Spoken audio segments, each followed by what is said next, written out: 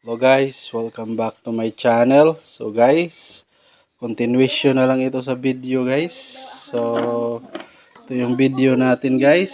Nag-repair tayo ng power supply ng flat screen na TV guys. Yung LED TV, ito yung power supply nya guys.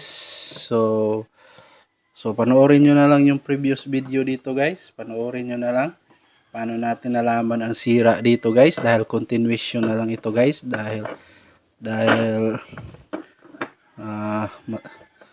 mataas na yung video natin, yung unang video. So panoorin nyo na lang guys. So ito yung continuation guys. So guys, tinanggal yan natin dito guys, dito tayo nagtanggal. Ayan, ito yung terminal ng AC na dito. Ayan, ito yung terminal, line at saka ground, neutral at saka ground, neutral at saka line. So, line at saka neutral guys, itong dalawa. So, guys, ito yun guys. Naglagay muna tayo ng AC cord. Ayan.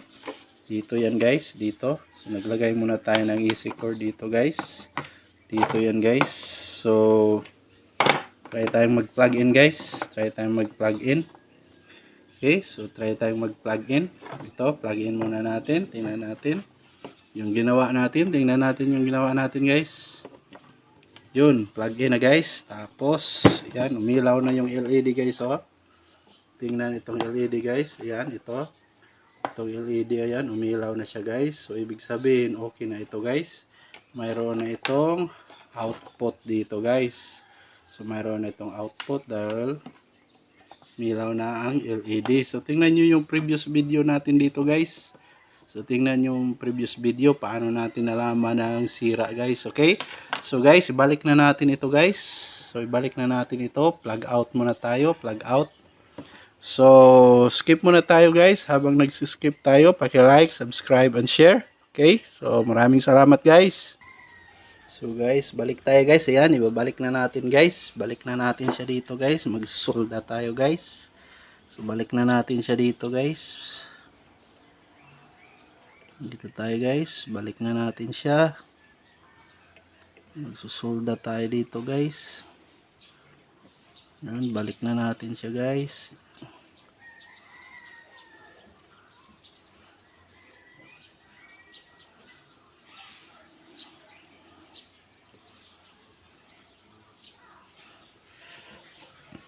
Tapos itong isa guys, balik din natin guys.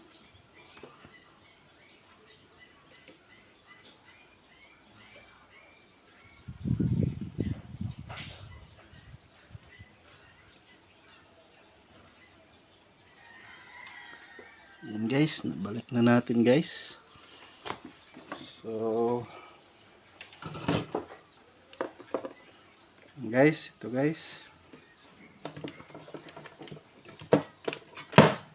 Yan, naibalik na natin siya guys. Ayan. Ito na siya guys, oh. Ito na guys, oh. Naibalik na natin guys, oh. Ito guys. Yan guys, naibalik na natin. Tapos, try tayong mag-plug in guys. Try tayong mag-plug in. Okay, so naibalik na natin siya guys. Ayan na siya guys. So, try tayong mag-plug in guys. Try tayong mag-plug in. Okay. So, plug in tayo dito. Ayan, ito siya guys, oh. So, yan na yan. Binalik na natin. Power supply ito ng flat screen guys. Yung mga LED na TV guys. Ito yung power supply nya. So, takpan natin guys. Okay. So, lagyan natin ng takip. Balik natin ito. So, ito yun. Dito yung ilaw sa LED. So, balik natin ang takip guys. Yan. Balik natin itong takip. Yan guys. Balik natin ang takip guys. Tapos, lagyan natin ng electrical guys. Electrical tape. So, ito yun, gamit natin guys. Lagyan natin ng electrical tape.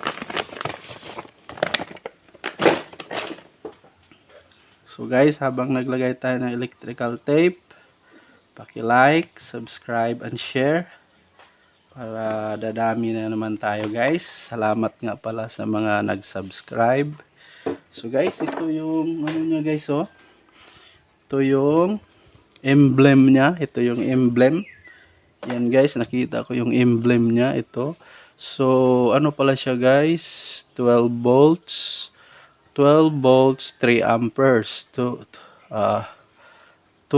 volts, 3 amperes. So, yan guys.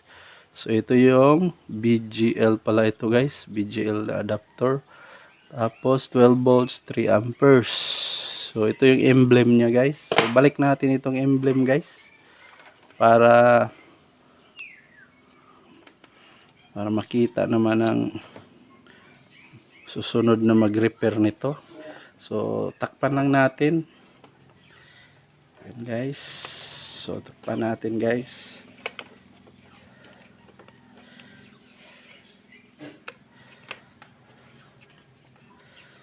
Lang natin guys. So guys, habang naglagay tayo ng electrical tape, paki-like, subscribe and share guys, para dadami na naman tayo sa channel na to.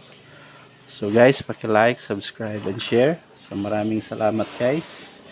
Maraming salamat sa pag-like, sa mga bagong nag-subscribe. Maraming salamat sa inyo, sa mga bagong nag-subscribe. Okay, so siya guys. Tuloy natin guys. Yan guys. Yan na siya guys. So patuloy natin guys.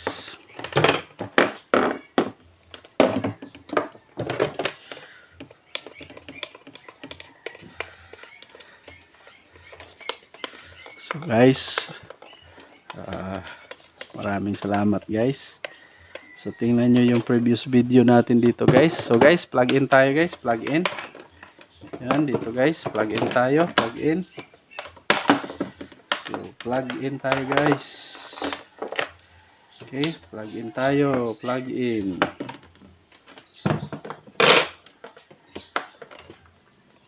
Yan. Umilaw siya guys. Ayan guys oh. Umilaw guys oh. Ayan oh. Umilaw ang indicator light. Ibig sabihin nag-on na siya. Okay. Tapos try tayong mag-test dito guys. Try tayong mag-test kung mayroon ba siyang output na 12 volts. Okay. So try tayong mag-test kung mayroon ba siyang output na 12 volts. So tingnan dito sa tester guys. 12 volts yung output guys. Ito yung negative probe. Dito yan sa negative.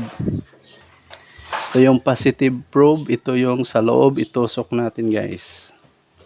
Yun. Mayroon siya guys. Mayroon siyang 5.53. So mayroon siyang 5.53. So guys, okay na ito guys. So guys, maraming salamat sa panonood. Sana mag-subscribe kayo. At tingnan nyo yung previous video natin dito guys.